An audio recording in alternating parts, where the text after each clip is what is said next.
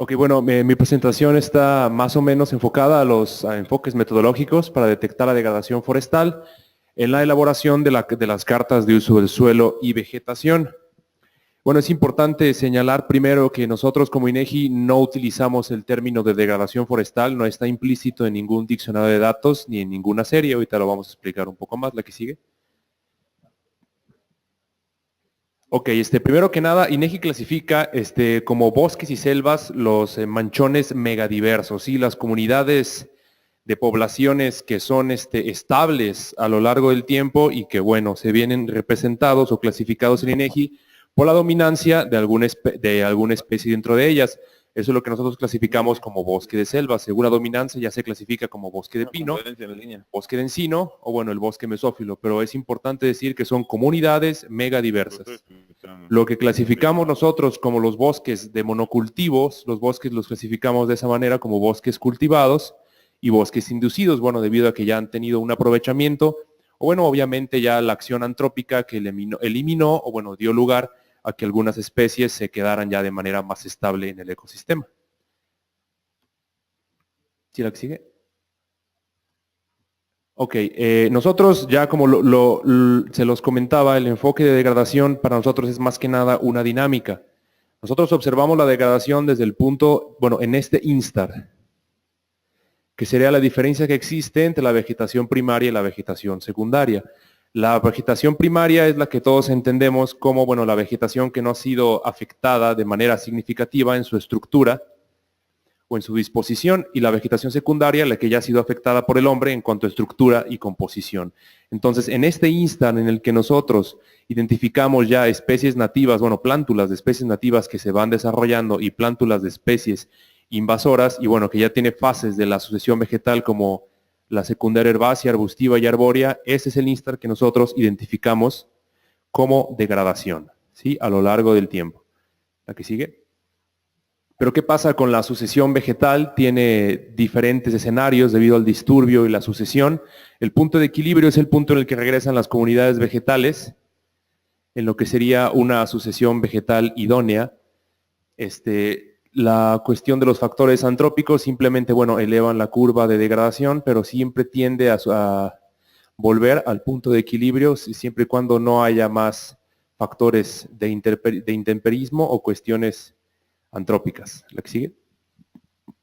Los escenarios que nosotros identificamos como posibles de la sucesión vegetal son muy variados y hay muchas veces que, bueno, en la apreciación de imágenes satelitales no se ve esta dinámica, pero bueno, en la planeación y en la elaboración de las series los tenemos bien cuantificados mediante los puntos de revisión de campo. ¿La que sigue? Bueno, era primero esta, pero bueno, está bien. Sí, la sucesión vegetal tiene dos escenarios, la etapa pre y la etapa post. En la sucesión idónea lo que pasa es que cuando tenemos un tiempo post en el que haya alguna alteración, pero siempre tiende a volver a la etapa pre. En la sucesión arrestada, lo que pasa es que de la etapa pre tenemos una etapa post, que bueno, ahí por ahí alguna introducción de alguna cuestión antrópica y tenemos ya un factor limitante que no permite que la sucesión vegetal vuelva al estado original o a la etapa pre. En el estado de sucesión vegetal de estado alternativo tenemos un estado pre, pero sin embargo el cambio es tan grande que del estado post ya no nos permite regresar al estado pre. Esto es lo que sería un deslave, la erosión, la apariencia de cárcavas, el nacimiento de nuevos ríos, nacimientos de volcanes. Y bueno, los cambios catastróficos son los que nosotros identificamos como en que la etapa post fue tan grande que ya no permite saber cuál fue el estado original de la etapa pre. Es una dinámica en cuanto a sucesión vegetal en INEGI tenemos que revisar muy bien porque todas las sucesiones vegetales no se dan de la misma manera, nunca son idóneas, siempre hay un tipo de factor antrópico, algún tipo de factor que tenga que ver con la sucesión de suelos o algún tipo de factor externo. ¿La que sigue? Ok, como causas de la degradación y deforestación que nosotros tenemos identificados para los cambios de uso del suelo, vendrán siendo tres principalmente, englobadas dentro de los aspectos micro y macroeconómicos, las causas remotas, que bueno, son variables macro, instrumentos de política que se apoyan en instituciones, infraestructura, mercados o tecnología. Las causas inmediatas, que son los parámetros de decisión, y bueno, decisiones sobre el uso del suelo, que son las variables de elección que tiene cualquier órgano de gobierno, y las fuentes, que son los agentes de deforestación, como los individuos y los hogares, y etcétera. Entonces, para estas causas de la deforestación aunada a los sistemas de sucesión que ya vimos, hay dos modelos que identificamos de manera muy clara. El modelo von Thuner, que son los cambios en la tenencia de la tierra por agroecología y la distancia que tiene de los centros de población. De igual manera, la teoría de la transición forestal, que es la interacción que hay entre factores demográficos y las fuerzas económicas a lo largo del desarrollo de una región, que no siempre es igual. ¿El que sigue? Y bueno, las causas de la degradación socioeconómicas, socioecodemográficas también se puede llamar, son tres: factores socioeconómicos y culturales, las fallas del mercado y las fallas del gobierno. Todo esto nos engloba en emisiones de gases de efecto invernadero, manejo inadecuado de residuos, ya los cambios de uso del suelo, el mal manejo de los ecosistemas, calentamiento global, sobreexplotación pesquera de acuíferos y bueno, ya la pérdida y degradación de los ecosistemas y la degradación o el deterioro de la calidad de vida de la población. ¿Cómo la que sigue? Ok, como tal nosotros identificamos como causas de la degradación lo que sería la densidad de la población, la migración, la recepción de remesas, son algunas que no se identifican obviamente en los análisis que se hacen y en los modelos, pero es lo que hemos observado nosotros en nivel de educación, la proporción de población rural, también la proporción de población rural indígena, densidad de caminos, proporción de superficie dedicada a cultivos, actividades forestales, que bueno, nosotros clasificamos el corte, la extracción y la recolección, que estas son benéficas para el ecosistema, y bueno, la cercanía de zonas urbanas industriales y la accesibilidad de la zona, o bueno, que esté en una zona remota. ¿La que sigue? ¿Cómo afecta la migración en los fenómenos de degradación? Bueno, tiene un efecto estadísticamente significativo en la deforestación de los bosques. Zonas catalogadas como bosques en un sitio con alta densidad tienen mayor probabilidad de ser deforestadas, mientras que si un punto está catalogado como selva baja, tiene menor probabilidad de ser deforestado, entre mayor sea la densidad de dicha cobertura en el estado. ¿Sí? Y bueno, entre mayor sea la proporción de población no rural en el estado, hay menor probabilidad de deforestación. Sin embargo, esto no se cumple, nada más se cumple para bosques, pero no para selvas. Entre más alta sea la proporción de superficie para cultivos en un estado, mayor va a ser la probabilidad de que una zona de selva baja se mantenga en el periodo siguiente. Y bueno, una muy importante que hemos por ahí dilucidado es que a mayor proporción indígena en el estado es menor la probabilidad de que un punto considerado como selva o selva baja sea deforestado, debido a la educación y bueno, a la cultura en el aprovechamiento que tienen las comunidades indígenas. A mayor índice de marginación igualmente, mayor probabilidad de que la deforestación sea en selvas, y bueno, a mayor densidad de caminos, la deforestación o degradación también aumenta. La que sigue. La densidad de caminos es un fenómeno que lo venimos dando nosotros en las cartas que manejamos también de redes carreteras o bueno, cualquier insumo ahí que puedan observar ustedes. Tiene un comportamiento en forma de U.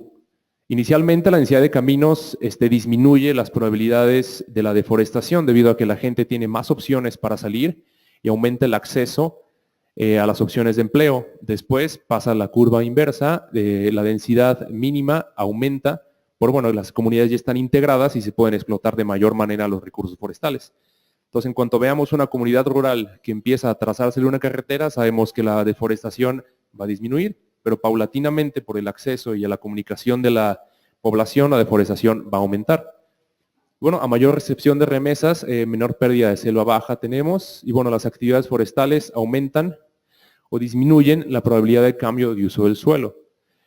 Nosotros en nuestros informes de campo y en nuestras verificaciones tratamos de entrevistarnos con lo que serían las personas que tienen por ahí algún manejo forestal, algún predio, alguna cuestión que veamos, y hemos encontrado que a mayor número de usuarios de leña o bueno, madera, cualquier extracción, mayor probabilidad de que los puntos pasen desde selva o bosque a cultivo, a pastizal. Sin embargo, cuando hay mayor número de extractores, recolectores o hay menor probabilidad de que algún punto pase de selva, de bosque o cultivo a pastizal. Quiere decir que obviamente, bueno, la extracción de madera o por ahí bienes combustibles nos van a deforestar el bosque. Sin embargo, las personas que se dedican a extraer, que son las comunidades indígenas, que se dedican a extraer o a explotar de otra manera diferente a la extracción de madera, sino simplemente recolectando o extrayendo por ahí alguna parte del árbol, disminuyen muchísimo el factor de degradación o deforestación. Y bueno, también la educación reduce la probabilidad de que un punto pase de selva a cultivo, y obviamente entre más remota o difícil el acceso sea la zona, la probabilidad de cambio de uso del suelo disminuye. Y bueno, es muy importante concluir nada más que las distintas variables socioeconómicas no se mantienen nunca constantes a lo largo del tiempo. El desarrollo de una región te eleva una tasa, pero al otro año puede ser totalmente distinta.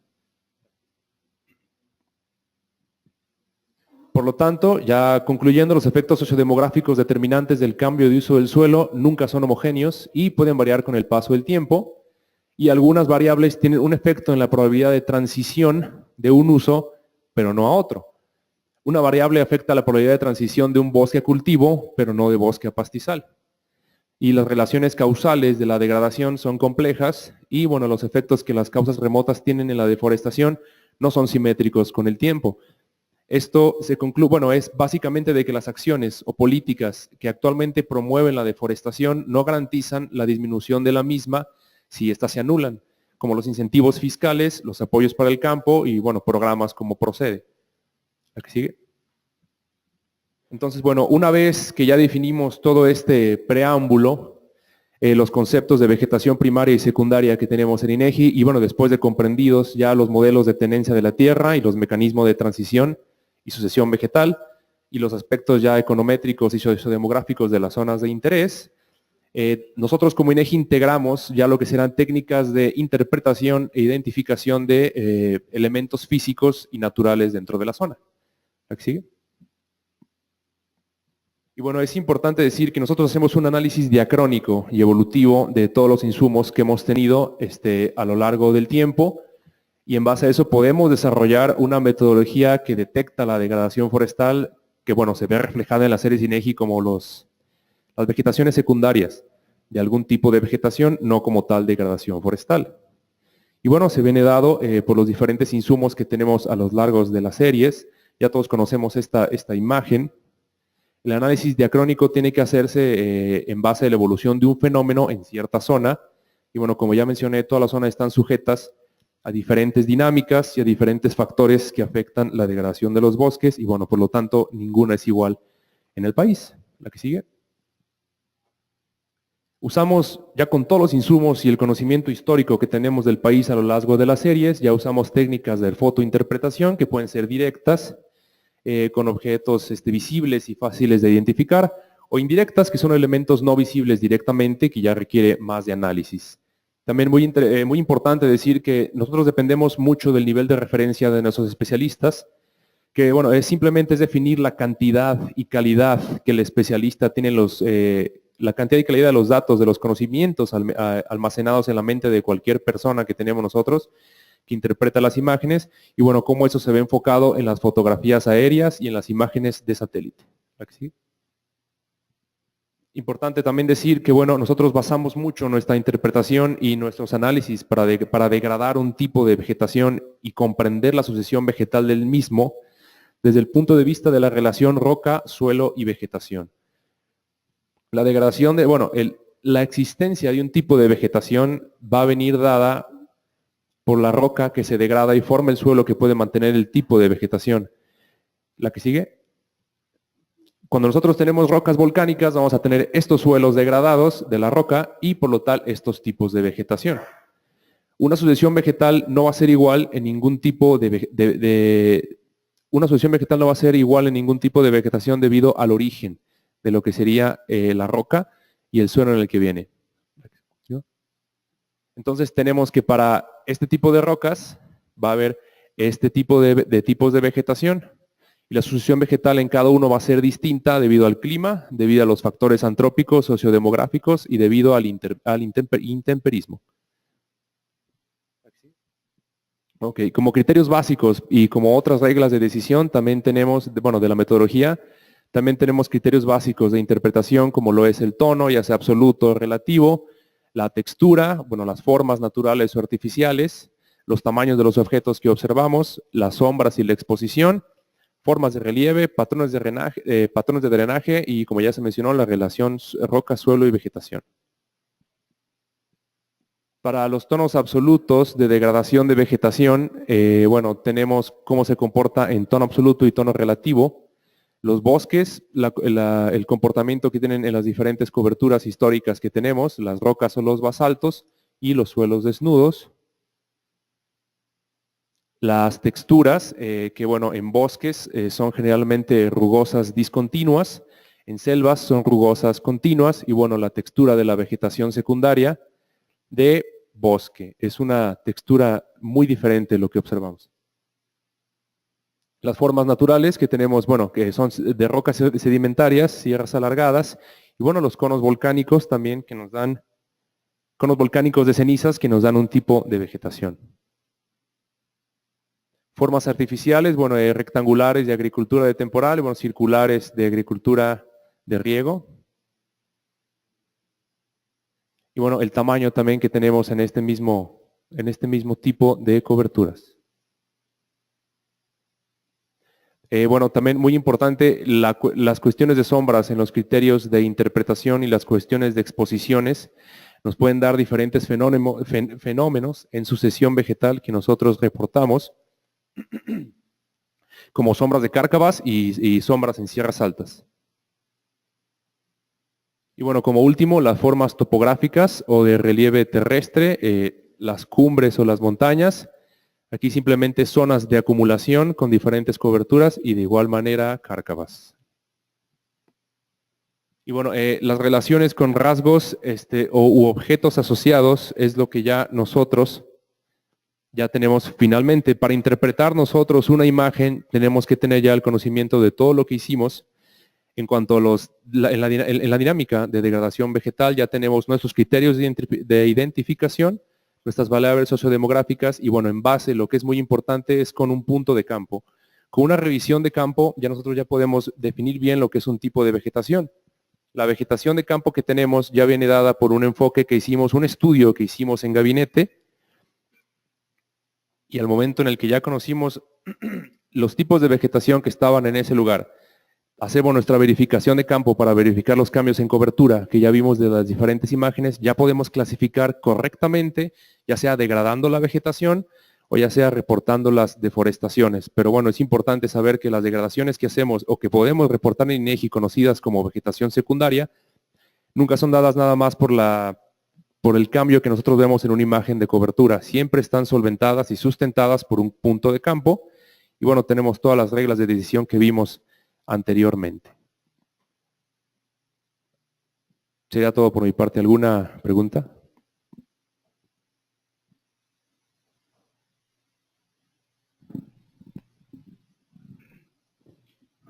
Gracias, Jorge. Tengo dos preguntas, comentarios.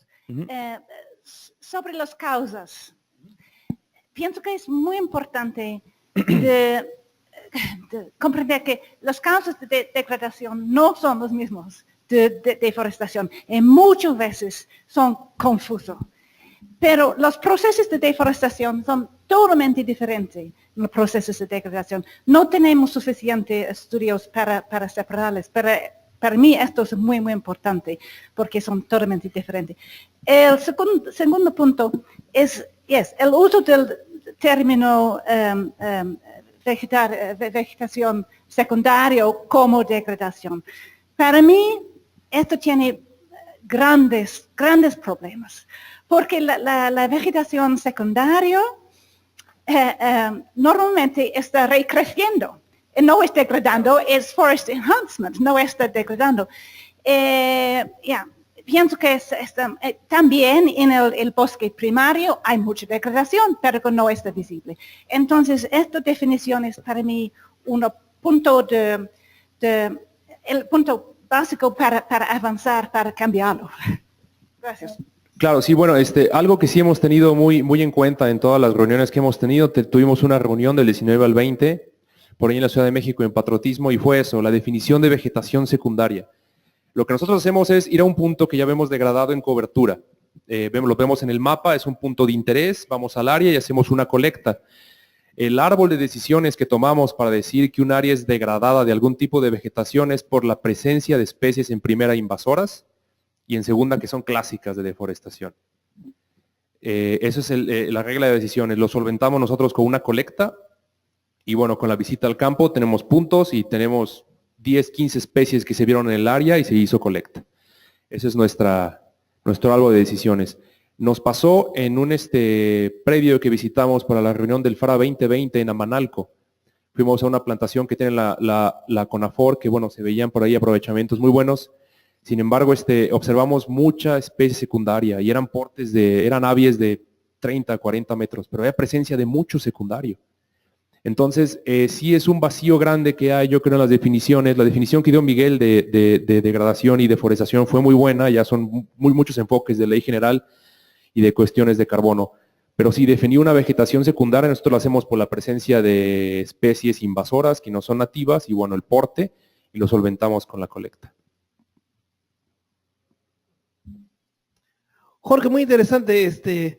Luego me gustaría ver, si se pudiera, ¿verdad? Algunos de los modelos con los cuales ustedes estiman todos los cambios estos, porque es verdad, la probabilidad de cambio de uso de suelo por estado, son muy diferentes, ¿verdad? Yo puedo decir que esto aumenta de cierta forma, pero lo interesante es, y me critica la raza por eso, porque siempre les pongo números, les digo, sí, pero ¿cuánto? Es que aumenta, ¿cuánto? Respecto a qué, y si eso es poco o es mucho, ¿verdad? Porque alguien diría, pues es poco, o un centímetro, es poco o es mucho. Bueno, depende de dónde le sobre o le falte a uno, ¿verdad? Si me sobra un centímetro de cabeza y no me cabe el coco dentro de ese centímetro, es mucho, ¿verdad? ¿Verdad? Pero a lo mejor para otras cosas será poco. Entonces, la cantidad importa mucho. Y sí me gustaría poder ver algunos de los modelos que ustedes utilizan aquí para entenderlos, ¿verdad? Para dar más claro. Respuestas puntuales. Comentario que hizo la doctora Margaret ahorita, valdría la pena comentarlo. Yo creo que todavía ahí tenemos que distinguir entre un disturbio y degradación.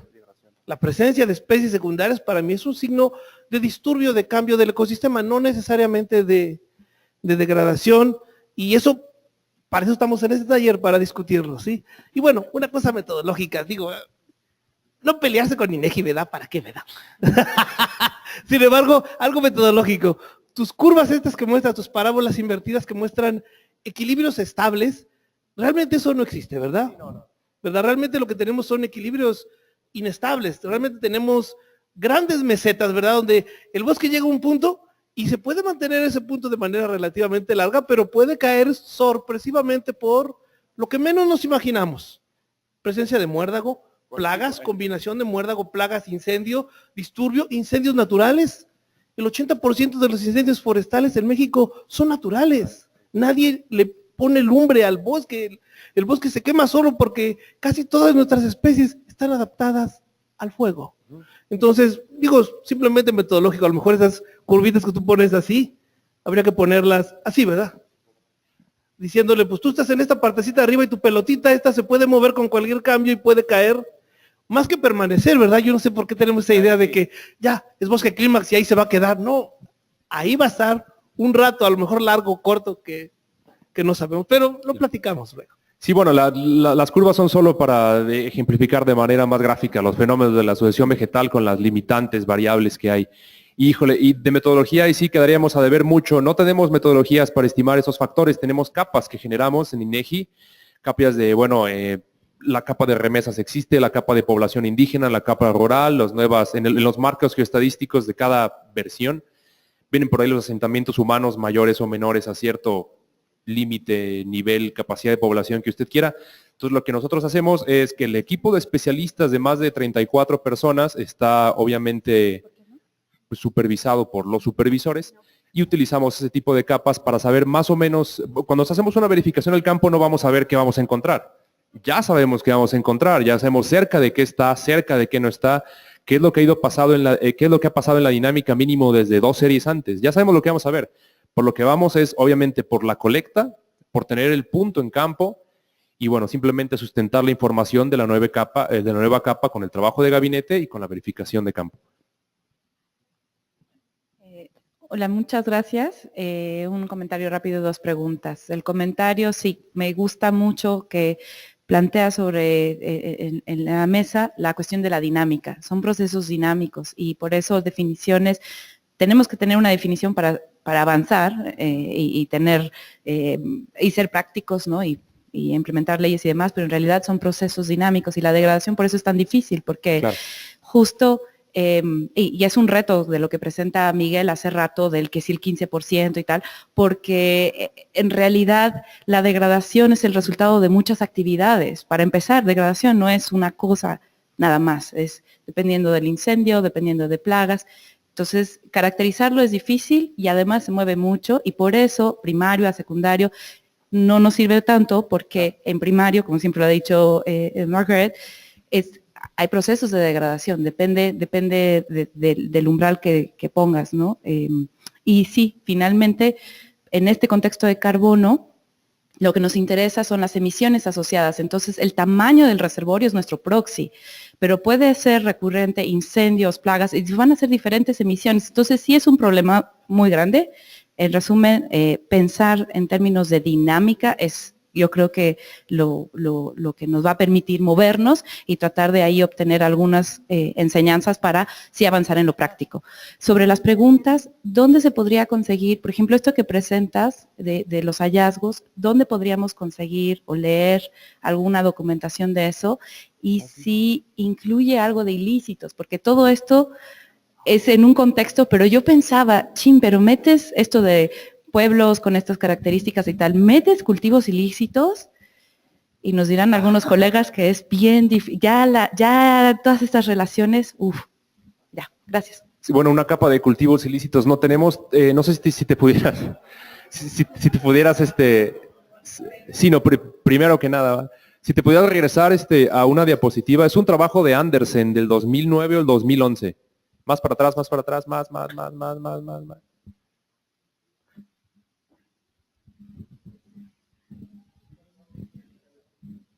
Ahí está. Es Engelsen, perdón.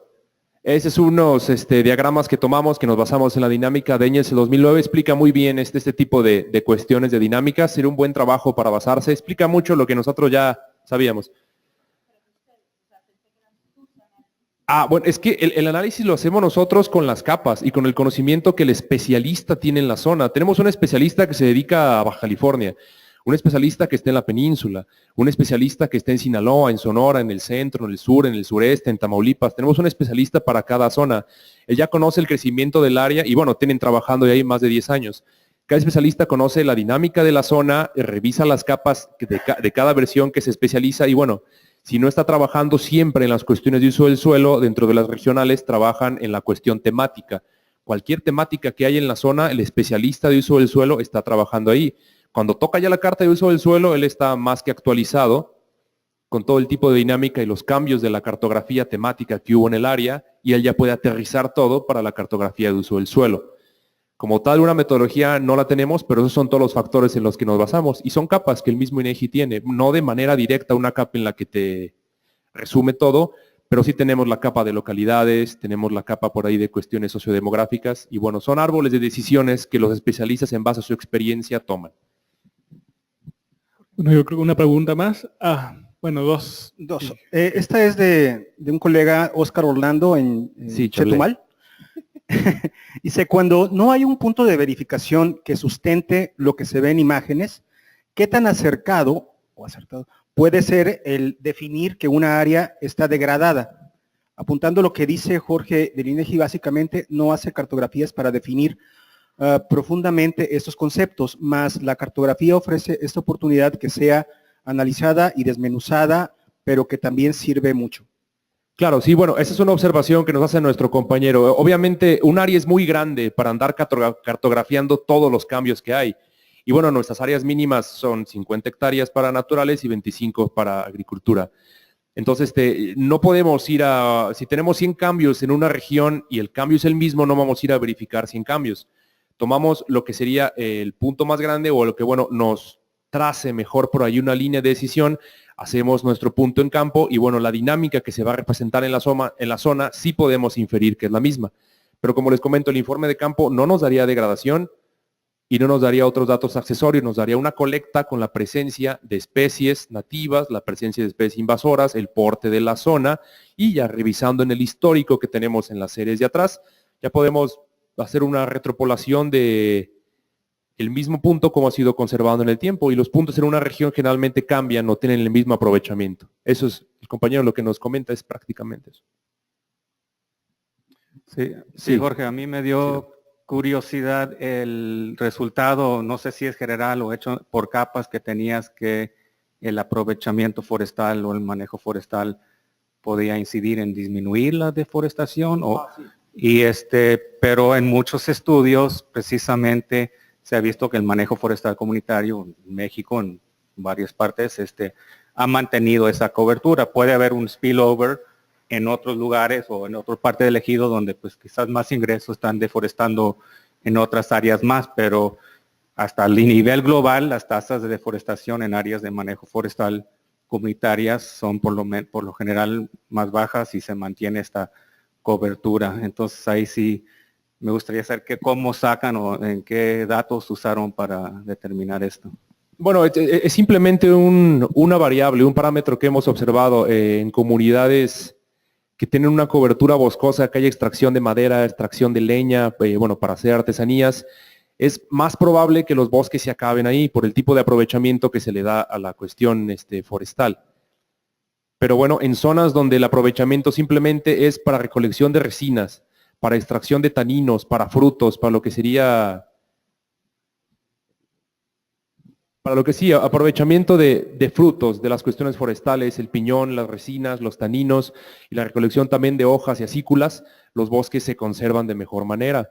Nos tocó por ahí un señor, estaba ahí en Toluca, ellos usaban las acículas de los pinos que eran de un pino que él mencionaba que era nativo de la región, que estaba en un plan de aprovechamiento simplemente porque agarraban las acículas muertas y las convertían en lo que hemos visto todos, los servilleteros, los tortilleros, las tejían y las formaban. Entonces ese bosque se conservó y la población de ese bosque dejó de reforestar simplemente por la recolección de las acículas. Entonces fue un aprovechamiento. Entonces ese tipo de aprovechamientos para cuestiones medicinales que no tienen que ver tanto con el árbol que tiene porte de 30 y tantos metros, sino con las comunidades que están debajo. Por ese tipo de aprovechamientos que no tienen que ver con la extracción de productos maderables o combustibles, es como se conservan los bosques. Era la observación. Bueno, entonces, ¿qué sería, hablando de maderable y no de uso no maderable del bosque, qué usan? ¿Volumen? ¿Áreas bajo manejo? O sea, ¿qué es la relación de que este manejo se asocia con deforestación? No, bueno, lo levantamos simplemente con una entrevista. Vamos a lo que sería el punto y ahí nos encontramos a gente que es de la comunidad, nos entrevistamos con ellos y le comentamos, oiga, ¿qué aprovechamiento tienen ustedes de la comunidad? No, bueno, extraemos leña, extraemos este tipo de cosas para hacer vigas, para hacer cercas vivas y ya de esa manera sabemos. Sí, no cuantificamos volúmenes, simplemente son usos. Okay. Usos que se les da a las cuestiones forestales dentro del punto. Es una información accesoria que tenemos en el informe, sí, no es una medición. Bueno, pues muchas gracias, Jorge. Le damos un aplauso.